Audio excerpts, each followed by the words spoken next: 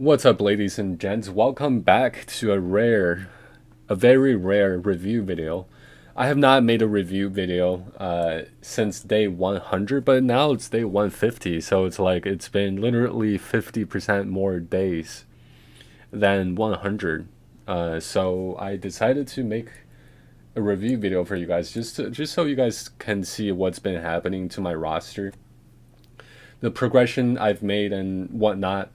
And first and foremost, the most obvious thing, as you guys see here, is my GP has hit 1.1 million. So we've crossed the 1 million GP threshold, which is cool. It's kind of scary because it's actually catching up to my main for whatever reason. But also, as you guys can see, we've got the first relic character.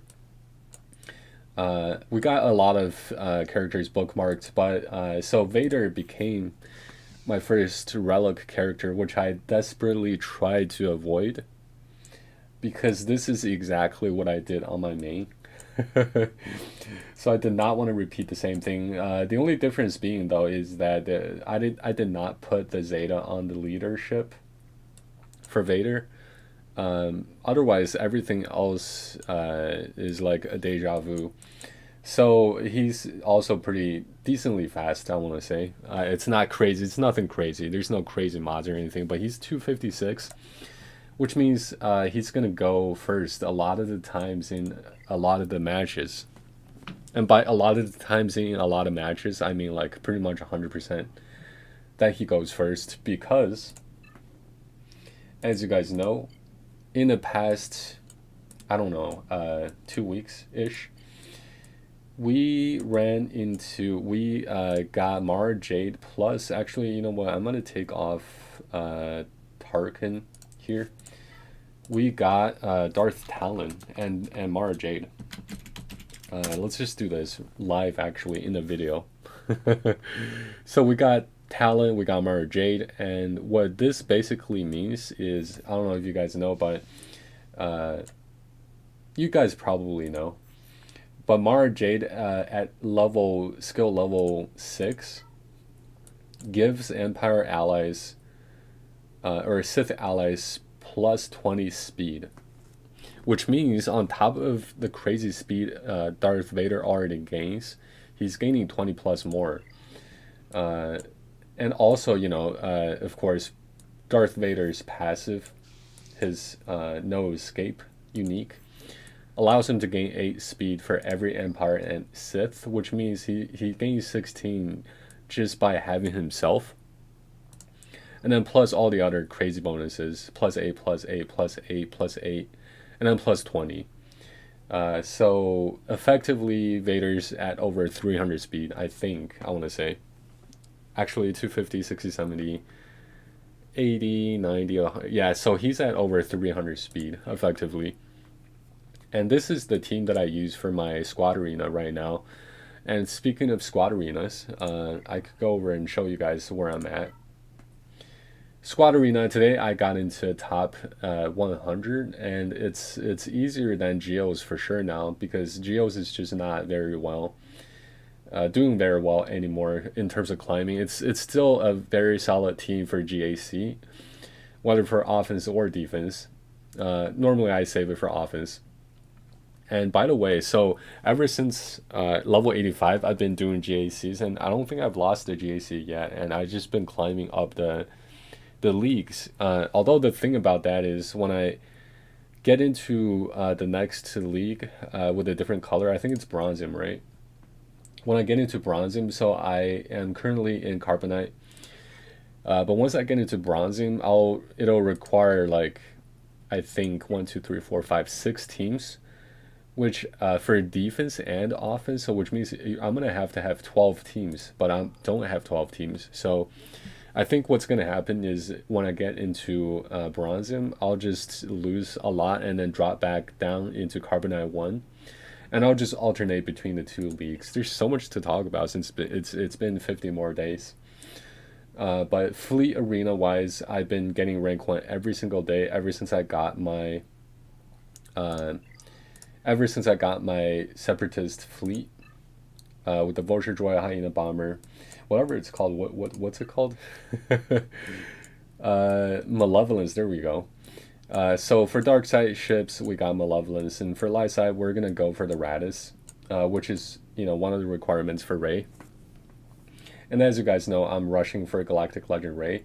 But before I show you guys the progress I've made on that, let me just show you what other things I've done to my roster. So let's start with the light side. Phoenix, I got Phoenix to Thrawn ready.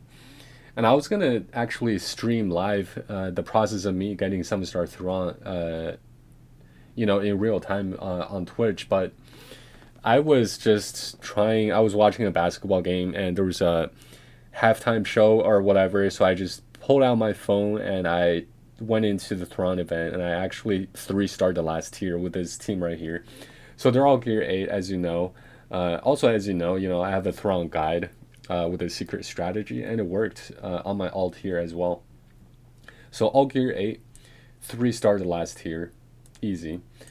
And so that's where my Phoenix is at. And by being at level 85 and gear 8, as opposed to like level 52, this is actually a usable team to place on defense in GAC.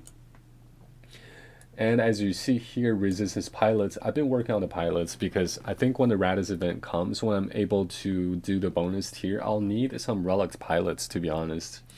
I'm not 100% sure that yet though, because I'm actually experimenting with that on my main account as well. So, we'll see what happens. I might bring them to Relics. I might just, I'm going to try to go for the bare minimum because as you guys see in a little bit, I'll show you guys right here actually. I got JTR. That was really cool. And I got BB-8 as well. So I finished farming Sith Trooper, which then allowed me to get some star BB-8, and then I promoted Finn to some stars, Veteran Smuggler Han Solo. And then I was able to go into the Rey event, Rey Jedi Training, and I got Rey Jedi Training unlocked. And we got R2-D2, so this is going to be a team right here. So compared to the Resistance Pilots team, this JTR team is so much better. So if I can just do the bare minimum for the Resistance Pilots to get the Radis blueprints, I'll just throw everything else on the JTR team for now. I'm not sure why I have 2 of these, but I'm not going to worry about that now. But also, like, in the back of my mind, I'm thinking maybe I should get a Jedi team, Bastila lead, Qui-Gon Jinn, maybe. I do have like 30-something Omicrons, material mats. So I might just make a full Jedi team so I can at least get 7-star GMY, Grandmaster Yoda. That way, when certain events comes around, having a 7-star Grandmaster Yoda is going to unlock more of those events, I think. So that would help there a little bit. Also, Bastila lead is a solid lead, even though she's at 2 stars. But if I have a decent, like, GMY can just carry. Grandmaster Yoda, by the way. But there goes light side for the most part. I do have one more team that I want to show you, but I'm not going to show you now. But let's, because, we already went over everything here. Ewoks, I'm not going to get an Ewok team anytime soon. Maybe though, maybe in the future, maybe after I get Rey, we'll see. Empire, this is my main team, of course, and this is just the 7-star team, but as you saw, this one right here with Mara Jade is the one that I actually use the most. Wait, did I not put Darth Talon here? So this is the team that I use, even though like Darth Talon being at level 62, Mara Jade being at level 78, it's still so much better than Tarkin, because Talon gives you so much speed, and you'll just outspeed everyone if you have a fast Vader. And we've got a first order team. Obviously, this is what I used, as you guys may have seen on my streams. This is what I used to unlock 7-star BB-8. Having the Zeta on Kylo Ren unmasked really helps. He's just such a tank, and this is a great team that I normally plays on defense. I actually have not placed it on offense. Never saved it for offense yet. But you know, this is just a solid team overall. Sith Trooper, General Hux. These are great. These two are great. Sith Trooper can also be used with a Sith team, like even an Empire team under Palpatine with Vader, because you know Sith Trooper is a Sith. Everyone else here is First Order, so. But these two are just great quality characters for First Order. I could have gone easy and went for Phasma. That would have been a super fast farm, but I would have a worse First Order team. So I wanted to go for this team right off the bat. You know, which is paying off, I think. Now and then we have Bounty Hunters. Bosk, obviously, I'm trying to get him to 7 stars, trying to get his ship to 7 stars as well. He is going to be the only one that I'm going to be gearing for a while because, you know, just for the ship. These 4 other guys, you know, Mando does the job just by having a contract, one-shotting. And I have this team actually clocked in a way that Bosk goes first, Grief Karga goes right after. So right after these two go, and Bosk is going to take another turn and do another mass assist. So before Mando even takes a turn, he's going to have the contract ready and the buff ready. So a crit chance buff or crit damage buff. So he's going to one-shot someone right off the bat. So this team is really, really solid as well. I have taken down a Gear 12 team with a Relic 2 Vader with this team right here in one of my GACs. Granted, it's not a synergistic team that my opponent placed on defense, but still though, 4 Gear 12s and a Relic 2 Vader, I beat him with this, and he had a pre-taunt crew as well, Kylo Ren unmasked. So I had to get through the taunt first. But that was pretty cool, and this is definitely a solid team. Everyone should have at least some sort of bounty hunter team. Geos, of course, I took Soldier to Gear 12, and I just did my first and second Watt mission, and this was able to complete both times with ease, actually. So it wasn't even dangerous at all. But there goes my dark side teams, and I want to show you guys this team right here. Nest. So Nest, I've actually used this exact team to solo some Murder Bear teams, aka the Ewok teams.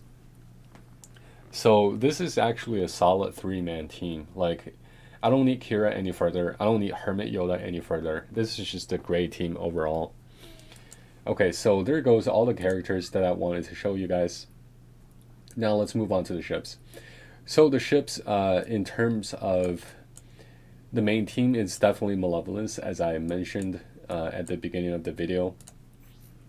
Vulture Droid, every single skill is maxed out, which is awesome.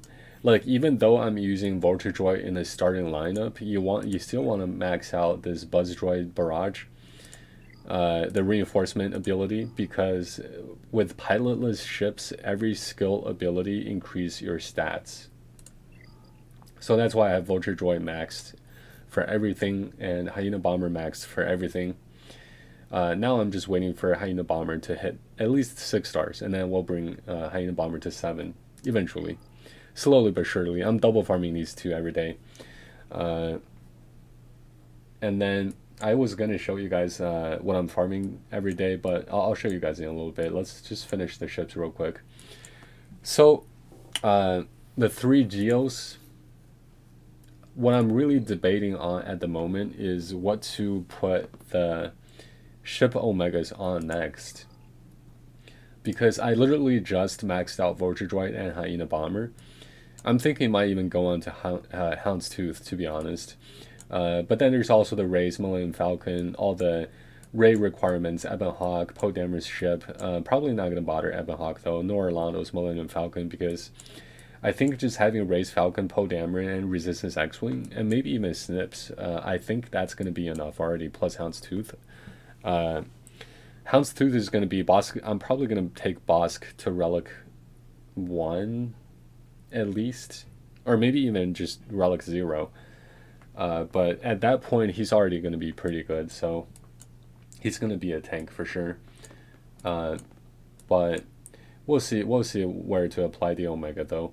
But I'm trying to get Tarkin's capital ship to 7 stars, Executrix to 7 stars, so that when Raditz event comes around, I can actually go into the bonus tier, because the bonus tier requires a 7-star capital ship, and I don't have any 7-star capital ship yet. I will have Executrix at 7 stars in 2 months, because the Executrix event comes around every once per month. And when it comes, I'll get 15 blueprints, and I'll do the 800 crystal refresh to get 15 more. So it means every time when the event comes around, I'll get 30. So next month, I'll get 30 more. It'll be at 90, and then I'll just need the event to come around one more time so I can get it to 100. But there's that. Let me show you guys the daily farms real quick. So, farming Rey because of her ship. I'm farming Sentinel Droid because Hyena Bomber is here. I mean, Vulture Droid is here. Jedi Counselor because that's a shortcut to Hyena Bomber, as you guys may know. Jango Fett and Bosk. This is Jango Fett for Houndstooth, Bosk for Bosk. Trying to take Bosk to 7 stars. And then for the Resistance, as you see, you might be wondering why there's only 3 Resistance characters. There's only Emlyn Holdo, Rose Tico, and Resistance Hero Finn. But that's because that everyone else is actually 7 stars. This is looking so nice. Like I'm so excited about, getting closer and closer to Rey. Especially with Jedi Training Rey unlocked, it just looks so much more complete. Got R2D2 7 stars. Pilot, everyone pretty much, besides Emlyn, besides Rose Tico, and Resistance Hero Finn. C3PO is not a requirement, so we're not going to worry about him. Although after I get Rey, the Galactic Legend Rey, I might go for C3PO. I don't know. I'll see though. That's not going to be within my plan anytime soon, because after I finish all the farms, after all these, I will literally spend all of my energy, regular energy, into Galactic Legend Rey, and that's going to be so exciting when it's done. But otherwise, I think that's it for the review video. We've gone over pretty much everything there is to go over besides the shipments, but you guys probably don't care about that, but let me know if you do. Anyways, this has been Annie, and I will see you guys probably in another 50 days. If you enjoyed the video, make sure you hit that subscribe button, hit the like, comment down below who your favorite or least favorite Resistance character is.